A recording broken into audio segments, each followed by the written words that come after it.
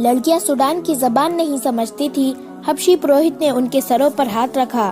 رجب کو پریشان دیکھا تو انہوں نے رجب سے پوچھا کہ یہ حبشی کیا کر رہا تھا۔ رجب نے انہیں صاف صاف بتا دیا کہ وہ انہیں قربانی کے لیے مانگتا ہے۔ لڑکیوں کے پوچھنے پر اس نے بتایا کہ وہ تمہارے سر کاٹ کر خشک ہونے کے لیے رکھ دیں گے اور اس جھیل میں پھینک دیں گے جہاں مگرمچھ جسموں کو کھا جائیں گے۔ لڑکیوں کا رنگ فخ ہو جائے گا۔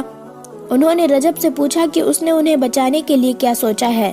رجب نے جواب دیا، میں نے اسے سمجھانے کے لیے ساری دلیلیں دے ڈالی ہے مگر اس نے ایک بھی نہیں سنی۔ میں ان لوگوں کے رحم و کرم پر ہوں، میں تو انہیں اپنے ساتھ ملانا چاہتا ہوں۔ یہ میری فوج میں شامل ہونے کے لیے تیار ہیں لیکن اپنے عقیدے کے اتنے پکے ہیں کہ پہلے دیوتاؤں کو خوش کریں گے پھر میری بات سنیں گے۔ رجب کی باتوں اور انداز سے لڑکیوں کو شک ہو گیا کہ وہ انہیں بچا نہیں سکے گا یا انہیں خشک کرنے کے لیے بچانے کی کوشش نہیں کرے گا۔ انہوں نے گزشتہ رات رجب کی نیت کی ایک جھلک دیکھ بھی لی تھی، اس سے وہ اس سے مایوس ہو گئی تھی۔ رجب نے انہیں رسمی طور پر بھی تسلی نہ دی کہ وہ انہیں بچا لے گا۔ لڑکیاں خیمے میں چلی گئی۔ انہوں نے صورتحال پر غور کیا اور اس نتیجے پر پہنچی کہ وہ یہاں رجب کی عیاشی کا ذریعہ بننے یا حبشیوں کے دیوتاؤں کی بھیٹ چڑھنے کے لیے نہیں آئی۔ وہ بے مقصد موت نہیں مرنا چاہتی تھی۔ انہوں نے وہاں سے فرار ہونے کا ارادہ کیا۔ فرار ہو کر فلسطین تک خیریت سے پہنچنا آسان کام نہ تھا مگر کوئی چارہ کار بھی نہ تھا۔ یہ لڑکیاں صرف خوبصورت اور دلکش ہی نہیں تھی، گھڑ سواری اور سپہ گری کی بھی انہیں تربیت دی گئی تھی تاکہ ضرورت پڑے تو اپنا بچاؤ خود کر سکے۔ انہوں نے فیصلہ کر لیا کہ وہ یہاں سے بھاگ کر فلسطین چلی جائیں گی۔ وہ رات خیریت سے گزر گئی۔ دوسرے دن لڑکیوں نے اچھی طرح دیکھا کہ رات کو گھوڑے کہاں بندھے ہوتے ہیں اور وہاں سے نکلنے کا راستہ کون سا ہے۔ حبشی پروہت دن کے وقت بھی آیا اور رجب کے ساتھ باتیں کر کے چلا گیا۔ لڑکیوں نے اس سے پوچھا کہ وہ کیا کہہ گیا ہے۔ رجب نے انہیں بتایا کہ وہ کل رات تمہیں یہاں سے لے جائیں گے۔ وہ مجھے دھمکی دے گیا ہے کہ میں نے انہیں روکنے کی کوشش کی تو وہ مجھے قتل کر کے مگرمچھوں کی جھیل میں پھینک دیں گے۔ لڑکیوں نے اسے یہ نہیں بتایا کہ وہ فرار ہونے کا فیصلہ کر چکی ہیں کیونکہ انہیں رجب کی نیت پر شک ہو گیا تھا۔ وہ غیر معمولی طور پر ذہین لڑکیاں تھی۔ انہوں نے رجب کے ساتھ ایسی باتیں کی اور ایسی باتیں اس کے منہ سے کہلوائی جن سے پتہ چلتا تھا کہ جیسے وہ انہیں بچانے کی بجائے حبشیوں کو خوش کرنا چاہتا ہے تاکہ وہ اسے وہیں چھپائے رکھے اور سلطان صلاح الدین ایوبی کے خلاف فوج تیار کرنے میں مدد دے۔ لڑکیوں کو یہ شک بھی ہوا کہ رجب انہیں ایسی قیمت کے عوض بچانے کی کوشش کرے گا جو وہ اسے نہیں دینا چاہتی تھی۔ سارا دن اسی ششوپیش میں گزر گیا۔ رجب کو شک نہ ہوا کہ لڑکیاں بھاگ جائیں گی۔ اسے اس وقت بھی شک نہ ہوا جب لڑکیوں نے اس سے کہا کہ ایسے جہنم نما صحرا میں ایسا سرسبز خطہ قدرت کا عجوبہ ہے، آؤ ذرا اس کی سیر کرا دوں۔ رجب انہیں گھمانے پھرانے لگا۔ آگے وہ بھیانک جھیل آ گئی جس کے کنارے پر 5-6 مگرمچھ بیٹھے تھے۔ جھیل کا پانی غلیظ اور بدبودار تھا۔ ایک لڑکی نے کہا کہ یوں معلوم ہوتا ہے کہ جیسے پہاڑی کے اندر چشمہ ہے۔ سب نے جب پہاڑی کے اندر دیکھا تو ایک لڑکی کی چیخ نکل گئی۔ پانی پہاڑی کے اندر ایک وسیع غار بنا کر چلا گیا تھا۔ رجب نے کہا، یہ ہے وہ مگرمچھ جو یہاں کے مجرموں کو اور قربان کی ہوئی لڑکیوں کے جسموں کو کھاتے ہیں۔ ایسا ہولناک منظر دیکھ کر لڑکیوں کے دلوں میں فرار کا ارادہ اور زیادہ پختہ ہو گیا۔ انہوں نے سیر کے بہانے فرار کا راستہ اچھی طرح دیکھ لیا اور ایسی نرم زمین دیکھ لی جس پر گھوڑے کے قدموں کی آواز پیدا نہ ہو۔ اس کی سیر کی خواہش کے پیچھے یہی مقصد تھا۔ ادھر حبشی پروہت قریبی بستی میں بیٹھا قبیلے کو یہ خوشخبری سنا رہا تھا کہ قربانی کے لیے لڑکیاں مل گئی ہیں اور قربانی آج سے چوتھی رات دی جائے گی جو پورے چاند کی رات ہوگی۔ اس نے کہا کہ قربانی دیوتاؤں کے مسکن اور معبود کے خنڈروں پر دی جائے گی۔ اس کے بعد ہم یہ معبود خود تعمیر کریں گے اور جب یہ معبود تعمیر ہو جائے گا تو ہم اس قوم سے انتقام لیں گے جنہوں نے ہمارے دیوتاؤں کی توہین کی ہے۔ نصف شب کا عمل تھا۔ رجب اور اس کے ساتھیوں کو لڑکیوں نے اپنے خصوصی فن کا مظاہرہ کرتے ہوئے اتنی شراب پلا دی تھی کہ ان کی بیداری کا خطرہ ہی ختم ہو گیا تھا۔ وہ بے ہوش پڑے تھے۔ لڑکیوں نے سفر کے لیے سامان باندھ لیا، 3 گھوڑوں پر زینے کسے سوار ہوئی اور اس نرم زمین پر گھوڑوں پر ڈال دیے جو انہوں نے دن کے وقت دیکھی تھی۔ اس خطے کے ایک حصے میں 4 حبشی موجود تھے لیکن وہ سوئے ہوئے تھے اور دور تھے۔ انہیں معلوم تھا کہ یہاں سے کوئی بھاگنے کی جرت نہیں کر سکتا، اگر بھاگے گا تو صحرا اسے راستے میں ہی ختم کر دے گا۔ مگر لڑکیاں اس سرسبز خوشنما اور ہولناک قید خانے سے نکل گئی۔ وہ اسی راستے سے فلسطین جانا چاہتی تھی۔ جس راستے سے رجب انہیں لایا تھا وہ تھی تو غیر معمولی طور پر ذہین اور انہیں عسکری تربیت بھی دی گئی تھی، مگر انہیں یہ علم نہیں تھا کہ صحرا میں اس قدر فریب چھپے ہوئے ہیں جو دانش مندوں کو بھی عقل کا اندھا کر دیا کرتے ہیں۔ اتنے طویل صحرائی سفر پر لوگ قافلوں کی صورت میں نکلا کرتے تھے اور ان کے پاس صحرا کی ہر آفت کا مقابلہ کرنے کا اہتمام ہوتا تھا۔ رات کے وقت تو صحرا سرد تھا۔ تینوں لڑکیوں نے اس جگہ سے کچھ دور تک گھوڑوں کو آہستہ آہستہ چلایا، پھر ایڑ لگا دی۔ گھوڑے سرپٹ دوڑنے لگے۔ بہت دور جا کر انہوں نے گھوڑوں کی رفتار کم کر دی۔ باقی رات گھوڑے اسی رفتار پر چلتے رہے۔ صبح طلوع ہوئی اور جب سورج اوپر آیا تو لڑکیوں کے ارد گرد ریت کے گول گول ٹیلے تھے اور ان سے آگے ریتیلی مٹی کی اونچی اونچی پہاڑیاں کھڑی تھی۔ کوئی راستہ نہ تھا۔ انہوں نے سورج سے اپنی سمت کا اندازہ کیا اور ٹیلوں کی بھول بھلیا میں داخل ہو گئی۔ گھوڑے پیاسے تھے۔ ہر گھوڑے پر پانی کا ایک ایک چھوٹا سا مشکیزہ تھا جو ایک دن کے لیے بھی کافی نہیں تھا۔ گھوڑوں کو کہاں سے پانی پلایا جاتا؟ لڑکیاں کسی نخلستان کی تلاش میں چلتی چلی گئی۔ سورج اوپر اٹھتا گیا اور صحرا کو دوزخ بناتا گیا۔ نخلستان کا کہیں نام و نشان اور تصور بھی نظر نہیں آتا تھا۔ رجب اور اس کے ساتھی سورج طلوع ہونے کے بعد بھی نہ جاگے، وہ تو بے ہوشی کی نیند سوئے ہوئے تھے۔ پروہت اپنے 3 حبشیوں کے ساتھ آیا۔ اس نے سب سے پہلے لڑکیوں کے خیمے میں دیکھا۔ خیمہ خالی تھا۔ اس نے رجب کو جگایا اور کہا، دونوں لڑکیاں میرے حوالے کر دو۔ رجب ہڑبڑا کر اٹھا اور پروہت کو قائل کرنے کی کوشش کرنے لگا کہ وہ ان لڑکیوں کو ضائع نہ کرے۔ اس نے اسے تفصیل سے بتایا کہ ان لڑکیوں سے کیا کام لینا ہے، مگر پروہت نے اس کی ایک بھی بات نہ مانی۔ رجب نے اپنے ساتھیوں کو جگانا چاہا تو حبشیوں نے اسے پکڑ لیا۔ پروہت نے پوچھا، لڑکیاں کہاں ہیں؟ رجب نے وہیں سے لڑکیوں کو پکارا تو اسے کوئی جواب نہ ملا۔ خیمے میں جا کر دیکھا، انہیں ادھر ادھر دیکھا، وہ کہیں نظر نہ آئی۔ اچانک نظر زینوں پر پڑی تو 3 زینیں غائب تھی۔ گھوڑے دیکھے تو 3 گھوڑے غائب تھے۔ رجب نے پروہت سے پوچھا، وہ تمہارے ڈر سے بھاگ گئی ہے، تم نے بڑے کام کی لڑکیوں کو بھگا دیا ہے۔ پروہت نے کہا، انہیں تم نے بھگایا ہے، اور اپنے 3 حبشیوں سے رجب کے متعلق پوچھا۔ اسے لے جا کر باندھ دو، اس نے انگوک کے دیوتاؤں کو پھر ناراض کر دیا ہے۔ اچھے سواروں کو بلاؤ اور لڑکیوں کا پیچھا کرو، وہ دور نہیں جا سکتی۔ رجب کے احتجاج اور منت سماجت کو نظر انداز کرتے ہوئے حبشی اسے اپنے ساتھ لے گئے اور ایک درخت کے ساتھ اسے اس طرح باندھ دیا کہ اس نے ہاتھ پیٹھ کے پیچھے بندھے ہوئے تھے۔ اس کے سوئے ہوئے ساتھیوں کے ہتھیار اٹھا لیے گئے، پھر انہیں جگا کر دھمکی دی گئی کہ وہ یہاں سے ہلے تو قتل ہو جائیں گے۔ تھوڑی دیر بعد 6 گھڑ سوار اور شتر سوار آ گئے، انہیں لڑکیوں کے تعاقب میں روانہ کر دیا گیا۔ ریت پر 3 گھوڑوں کے قدموں کے نشان صاف تھے۔ اسی سمت کو یہ حبشی سوار انتہائی رفتار کے ساتھ روانہ ہو گئے۔ لڑکیوں کو پکڑنا آسان نہیں تھا کیونکہ فرار اور تعاقب میں 8-10 گھنٹوں کا فرق تھا۔ حبشی سواروں کو یہ سہولت حاصل تھی کہ وہ صحرا کے بھیدی تھے اور مرد تھے، سختیاں جھیل سکتے تھے۔ آگے جا کر انہیں یہ مشکل پیش آئی کہ ہوا چل رہی تھی جس نے ریت اڑا اڑا کر گھوڑے کے خرے غائب کر دیے تھے، پھر بھی اندازے پر چلتے رہے۔ 3-4 گھنٹوں کے تعاقب کے بعد انہیں ایک طرف سے آسمان پر افق کی کچھ اوپر تک مٹیالی سرخی دکھائی دی جو اوپر اٹھتی اور آگے بڑھتی آ رہی تھی۔ سواروں نے گھبرا کر ایک دوسرے کی طرف دیکھا، گھوڑوں اور اونٹوں کو پیچھے کی طرف موڑ کر سر پٹ دوڑا دیا۔ یہ صحرا کی وہ آندھی آ رہی تھی جو بڑے بڑے ٹیلوں کو ریت کے ذروں میں بدل کر اڑا لے جاتی ہے۔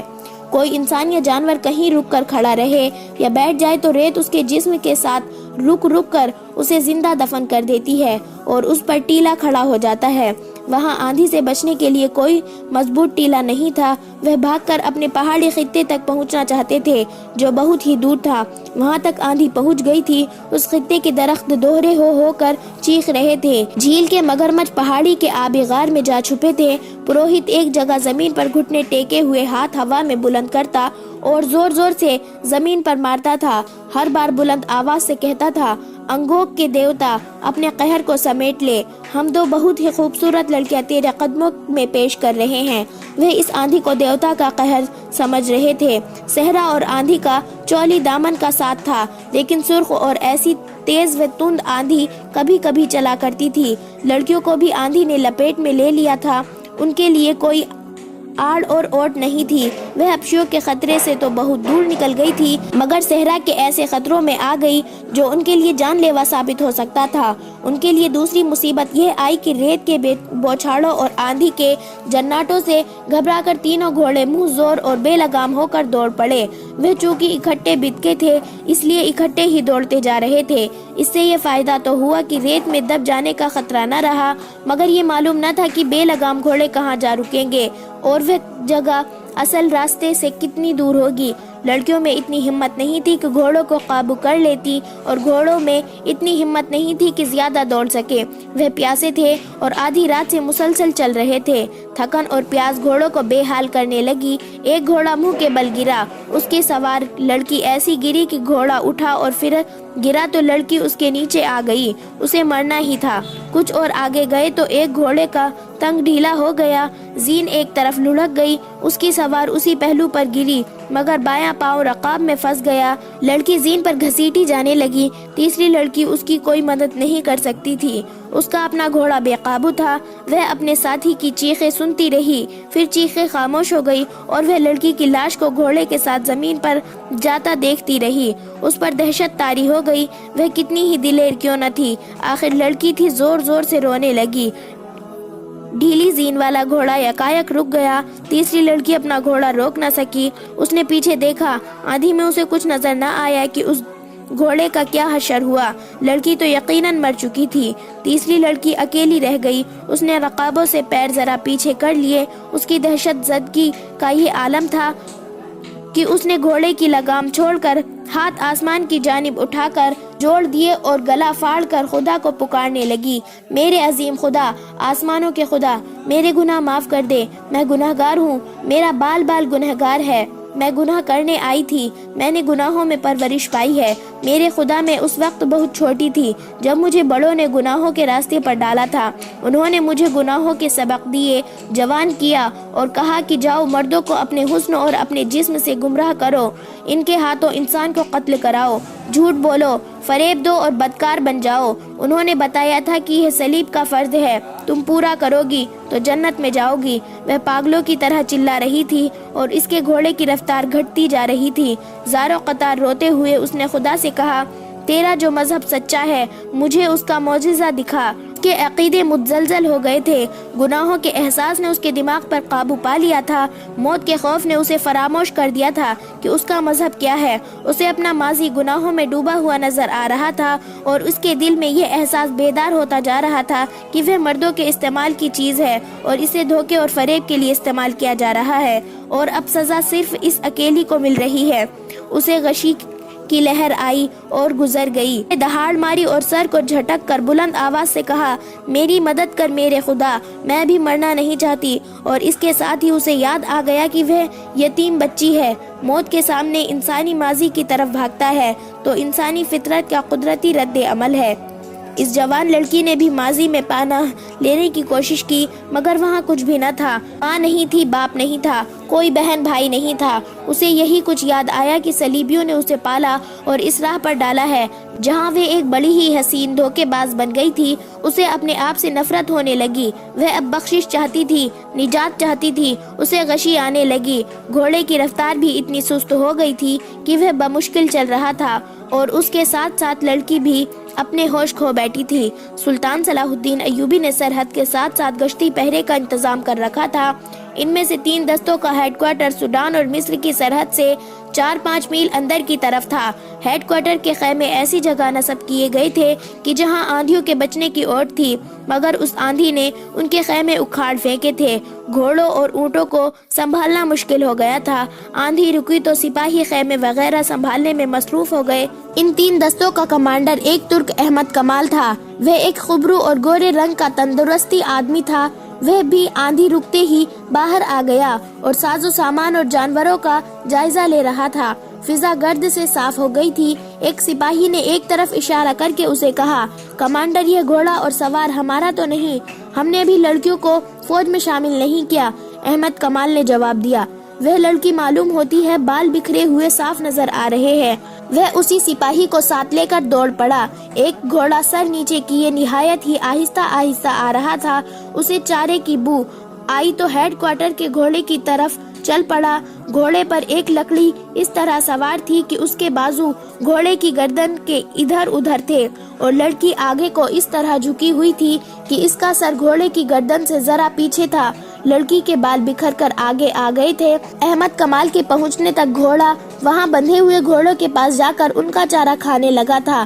احمد کمال نے لڑکی کے پاؤں رقابوں سے نکالے اور اسے گھوڑے سے اتار کر بازوؤں پر اٹھا لیا۔ سپاہی نے کہا، زندہ ہے، فرنگی معلوم ہوتی ہے، اس کے گھوڑے کو پانی پلاؤ۔ وہ لڑکی کو اپنے خیمے میں لے گیا۔ لڑکی کے بال ریت سے اٹے ہوئے تھے۔ احمد کمال نے اس کے منہ پر پانی کی چھینٹیں ماری، پھر منہ میں پانی ٹپکانے لگا۔ لڑکی نے آنکھیں کھول دی۔ 2-4 لمحے احمد کمال کو حیرت سے دیکھتی رہی اور اچانک اٹھ کر بیٹھ گئی۔ احمد کمال کا رنگ گورا دیکھ کر اس نے انگریزی میں پوچھا، میں فلسطین میں ہوں۔ احمد کمال نے سر ہلا کر اسے سمجھانا چاہا کہ میں یہ زبان نہیں سمجھتا۔ لڑکی نے عربی زبان میں پوچھا، تم کون ہو؟ میں اسلامی فوج کا معمولی سا کمانڈر ہوں، احمد کمال نے جواب دیا۔ اور تم مصر میں ہو؟ لڑکی کی آنکھیں ابل پڑی اور وہ اس قدر گھبرائی کہ جیسے پھر بے ہوش ہو جائے گی۔ احمد کمال نے کہا، ڈرو نہیں، سنبھالو اپنے آپ کو۔ اس نے اس کے سر پر شفقت سے ہاتھ پھیرا اور کہا، میں جان گیا ہوں کہ تم فرنگی ہو اور میری مہمان ہو، ڈرنے کی کوئی وجہ نہیں۔ اس نے ایک سپاہی کو بلایا اور لڑکی کے لیے پانی اور کھانا منگوایا۔ لڑکی نے لپک کر پانی کا پیالہ اٹھا لیا اور منہ سے لگا کر بے صبری سے پینے لگی۔ احمد کمال نے پیالہ اس کے ہونٹوں سے ہٹا کر کہا، آہستہ، پہلے کھانا کھا لو، پانی بعد میں پینا۔ لڑکی نے گوشت کا ایک ٹکڑا اٹھا لیا اور پھر وہ کھانا کھاتی رہی اور پانی پیتی رہی۔ اس کے چہرے پر رونق واپس آ گئی۔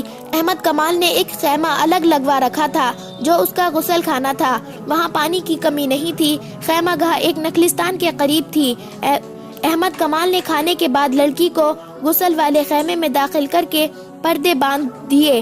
لڑکی نے غسل تو کر لیا لیکن وہ بہت ہی خوفزدہ تھی کیونکہ وہ اپنے دشمن کی پناہ میں آ گئی تھی جہاں اسے اچھے سلوک کی توقع نہیں تھی۔ اس کے ذہن میں بچپن سے یہ ڈالا جا رہا تھا کہ مسلمان وحشی ہوتے ہیں اور عورت کے لیے تو وہ درندے ہیں۔ اس خوف کے ساتھ اس پر حبشیوں کا، مگرمچھوں کا اور صحرائی آندھی کا خوف طاری تھا۔ اپنے ساتھ کی دونوں لڑکیوں کی موت اور بھی ایسی بھیانک موت اس کے رونگٹے کھڑے کر رہی تھی۔ اس نے غسل کرتے ہوئے بڑی شدت سے محسوس کیا تھا کہ وہ اپنے ناپاک وجود کو دھونے کی کوشش کر رہی ہے جسے دنیا کا پانی پاک نہیں کر سکتا۔ اس نے قسم و پرسی کی حالت میں تنگ آ کر اپنے آپ کو صورتحال کے حوالے کر دیا۔ احمد کمال نے یہ دیکھ لیا تھا کہ ایسے حسن اور ایسے دلگداز جسم والی لڑکی معمولی لڑکی نہیں۔ مصر کے ایسے حصے میں ایسی فرنگی لڑکی کیسے آ سکتی ہے؟ اس نے لڑکی سے پوچھا تو لڑکی نے جواب دیا کہ وہ قافلے سے بچھڑ گئی ہے، آندھی میں گھوڑا بے لگام ہو گیا تھا۔ احمد کمال ایسے جواب سے مطمئن نہیں ہو سکتا تھا۔ اس نے 3-4 اور سوال کیے تو لڑکی کے ہونٹ کانپنے لگے۔ اگر تم یہ کہتی کہ تم اغوا کی ہوئی لڑکی ہو اور آندھی نے تمہیں چھڑا دیا ہے تو شاید میں مان جاتا۔ تمہیں جھوٹ بولنا نہیں آتا۔